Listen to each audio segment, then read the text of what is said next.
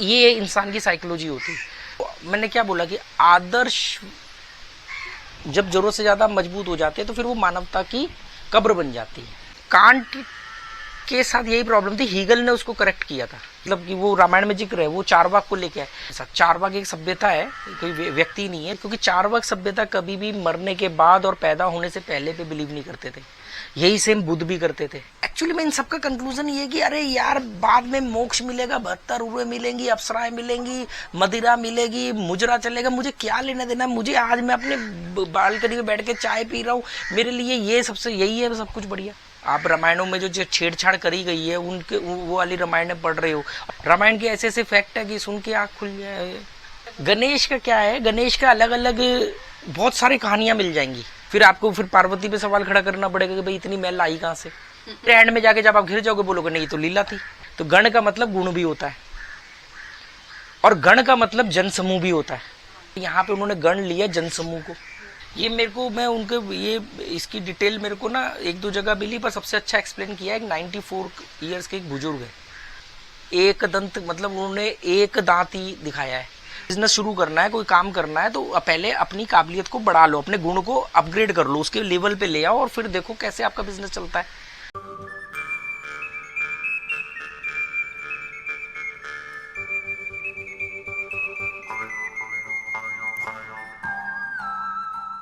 नहीं पड़ता क्या हो रहा है आपके साथ, तो वो अपने साथ आज की डेट में हो रहा है। हम अपने आप में महावीर, हमें फ्यूचर नहीं परेशान करता। हमारे को हम अपने अतीत का खूब मजाक उड़ाते हैं, है ना, हम तो अतीत पे हंसते हैं, ठीक है। लोग अपने अतीत को मिस करते हैं। 15 साल जेल में रह करके छूटा है फिर भी मन बुड़ेगा। यार एक बार बताऊं, जेल के दिन बड़े अच्छे थे यार, अकेले बैठे रहते थे, फोकड़ का खाना मिलता था। मतलब ये इंसान की साइकोलॉजी होती। तो अपने साथ क्या कहानी है कि 5 तरह के महावीर बनने होते हैं। क्या होता है कि दानवीर, शूरवीर, मतलब फिजिकली भी स्ट्रेंथ होनी चाहिए, और दानवीर से मतलब कि आपको देना आना चाहिए, और कर्मवीर मतलब एफर्ट करने वाला। ऐसे करके 5 गुण है, मेरे को एग्जैक्टली भी याद नहीं आ रहा। तो ये तब आपको ऑटोमेटिकली आपका भूत और पिशाच ये सोचने लगे, ये शमशान घाट के आगे से गुजरते हैं, वहां पे जाके जय हनुमान चालीसा पढ़नी शुरू कर देंगे, जय हनुमान ज्ञान गुण सागर है। ये हालत हो गई है लोगों की।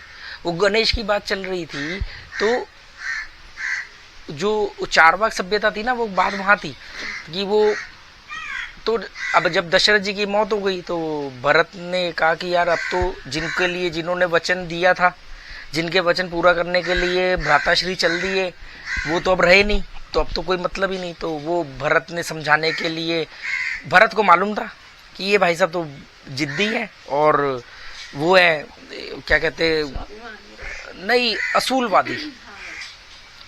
तुम्हें पता है जब आदर्शवादी, जब आदर्श जरूरत से ज्यादा स्ट्रांग हो जाए तो मानवता की कब्र बननी शुरू हो जाती है। आदर्शों की सेज पे मानवता की कब्र। ताजमहल क्या है, 7 अजूबों में से एक है, अंदर क्या है, मानवता की कब्र। 2 कब्र ही तो है अंदर, आदर्श के ऊपर बना हुआ है। आदर्श जो है ना, जब जरूरत से ज्यादा स्ट्रांग हो जाते हैं ना, जब बहुत बड़े आदर्श आप अपने जीवन में ले आते हो या बना लेते हो, तो वो फिर आपके जीवन को खाना शुरू कर देते हैं। हाँ, फिर वो बेकार हो जाते हैं। क्योंकि ये यही हुआ था हीगल के साथ। हीगल नहीं, कांट के साथ। कांट से प्रभावित था हीगल। ये सब जर्मन फिलोसोफर रहे हैं। कांट के साथ यही प्रॉब्लम थी, हीगल ने उसको करेक्ट किया था। हीगल प्रभावित था कांट से, पर हीगल ने कहा कि यार कांट के आदर्श ना इतने ज्यादा आदर्शवादी हो कि जो प्रैक्टिकली पॉसिबल नहीं है। इंसान को पढ़ के सुन के बहुत अच्छा लगेगा, वाह मजा आ गया भाई, पढ़ के सुन के तो बहुत अच्छा लगेगा इंसान को, पर ये वो आदर्श है कि ये इंसान इसको लागू नहीं कर पाएगा अपने जीवन में, और अगर गलती से किसी ने कर दिया तो फिर वो कहीं का रहेगा नहीं। तो वो भरत को ये बात मालूम था कि यार ये तो आदर्शवादी है, ये भाई साहब मेरी बातों से तो आने नहीं वाले, हम तो बचपन में से इनके आगे पीछे घूमते रहे, मैं क्या समझा पाऊंगा इनको। तो वो एक चारवाक को लेके आया अपने साथ। चारवाक एक सभ्यता है, कोई व्यक्ति नहीं है। चारवाक के जो गुरु या जो भी उनका दिमागदार बंदा जो इनके होंगे, सोचो मतलब कि वो रामायण में जिक्र है, वो चारवाक को लेके आए। चारवाक ने समझाने की कोशिश करी कि भाई क्यों जा रहे हो। उसने राम ने कहा कि मैं मेरे पिताजी को मैंने वचन दिया था, मैं तो वचन को पूरा करूंगा। तो चारवाक ने कहा कि भैया जिनका वचन पूरा करने के लिए आप जा रहे हो वो तो अब जिंदा नहीं है, वो तो चले गए। अब जिनका वचन था उनको कोई देखने सुनने वाला नहीं है, ठीक है। उन्हें इस बात से कोई ठेस नहीं पहुंचने वाली, क्योंकि चारवाक सभ्यता कभी भी मरने के बाद और पैदा होने से पहले पे बिलीव नहीं करते थे। यही सेम बुद्ध भी करते थे कि, और यही तकरीबन सभी करते थे, चाहे वो सुकरात हो, प्लेटो हो, अरस्तु हो। इनमें से कुछ ने इसको खुल के बोला, कुछ ने इसको इनडायरेक्टली वे में बोला, और कुछ ने इस पे बात नहीं करी। जैसे बुद्ध ने आत्मा के ऊपर कभी बात नहीं करी। तो ये एक्चुअली में इन सबका कंक्लूजन ये कि अरे यार बाद में मोक्ष मिलेगा, 72 उर्वें मिलेंगी, अप्सराएं मिलेंगी, मदिरा मिलेगी, मुजरा चलेगा, मुझे क्या लेना देना। मुझे आज मैं अपने बालकनी में बैठ के चाय पी रहा हूँ, मेरे लिए ये सबसे यही है सब कुछ बढ़िया है ना। कल क्या होगा मुझे नहीं मालूम ना। तो अभी मान लो मैं कहीं जा रहा हूँ, बाहर एक्सीडेंट हो जाए और मैं सोच रहा हूँ कि मैं कल तो चाय के साथ अमरोड़ी खाऊंगा, तो वो यही कह रहे हैं कि एट प्रेजेंट ही है जो कुछ है। और ये लोग लगे हुए हैं बच्चों की पढ़ाई, फ्यूचर। मैं इसीलिए बच्चों को बोलता हूँ आज खुश हो लो। आज उनके दूसरे गांव में फ्रेंड है, वो जाते हैं, अभी उन चारों ने जा करके वहाँ पहली बार अकेले पार्टी करी, अकेले सैंडविच खा के आए, कॉफी पी, जो भी उन्होंने शेक वगैरह पिया। तो मैं कहा ये आज जियो, यही यादें बन रही है, यही तुम्हारा पास्ट बनेगा। और आज जैसे खुश रहोगे, खुश रहने की हैबिट ही तुम्हारा फ्यूचर बनाएगी। क्या तुम सर्टिफिकेट, डिग्री, बैंक बैलेंस और वो, ये तो प्रतिस्पर्धा हो गई ना। तो वो चारवाक ने राम को समझाने की बहुत कोशिश करी कि पर वो, मैंने क्या बोला कि आदर्श जब जरूरत से ज्यादा मजबूत हो जाते हैं तो फिर वो मानवता की कब्र बन जाती है। तो वही हुआ उनके साथ भी।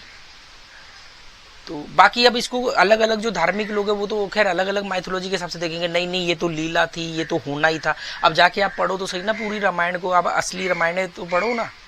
आप रामायणों में जो छेड़छाड़ करी गई है उनके वो वाली रामायण पढ़ रहे हो, और पढ़ी तो किसी ने भी नहीं है, सबने सुनी है ना।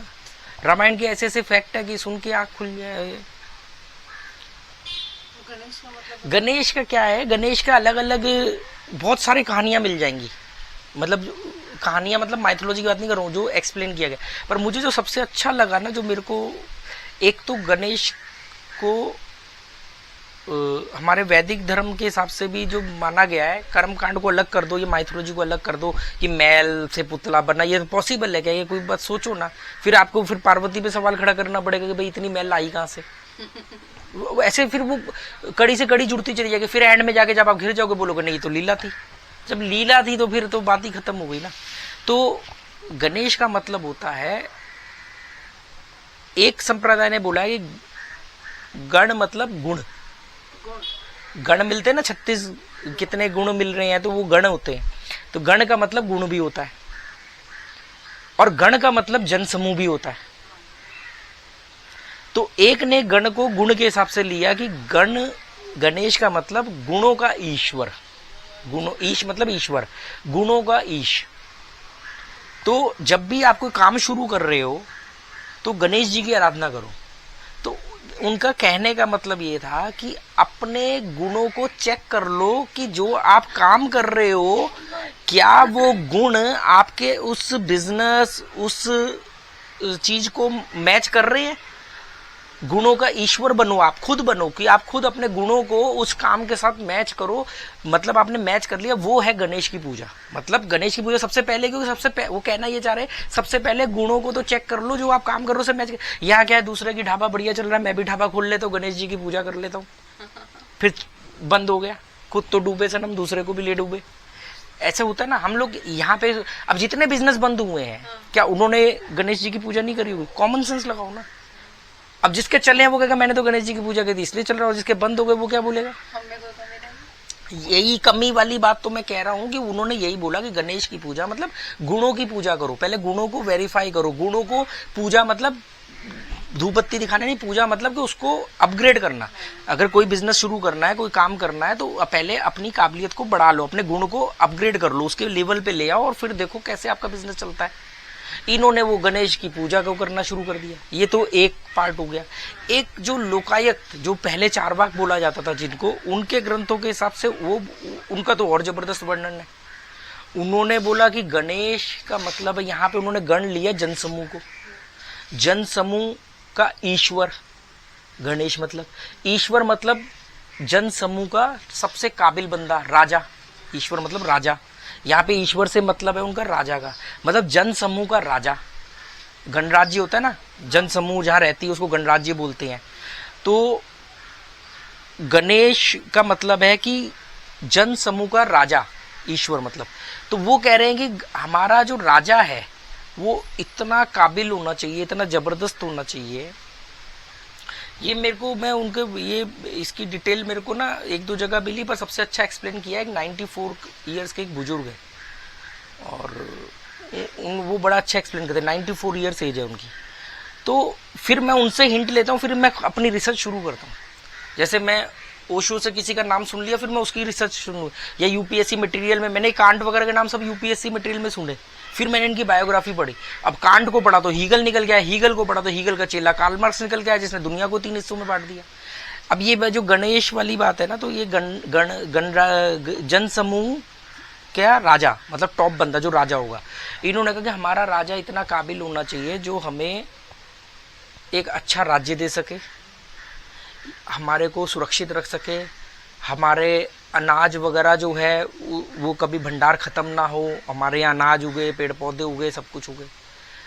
एक दंत दयावंत बोलते ना, एक दंत मतलब उन्होंने एक दांत ही दिखाया है। उन्होंने कहा एक दांत का मतलब ये कि अगर कोई शत्रु हमारी तरफ देखे तो हमारा जो राजा है, जो गण राज्य का जो ईश्वर है, मतलब राजा है, जो जनसमूह का जो टॉप बंदा है, राजा है, वो इतना ताकतवर होना चाहिए कि वो एक दांत से ही शत्रु को खत्म कर दे, दूसरे की जरूरत ही ना पड़े। मतलब इतना एक दांत से उनका ये है कि एक दांत से ही फाड़ दे दुश्मन को। और फिर उसके, ये सब संस्कृत में लिखा हुआ है, मेरे को संस्कृत आती नहीं, वो उसके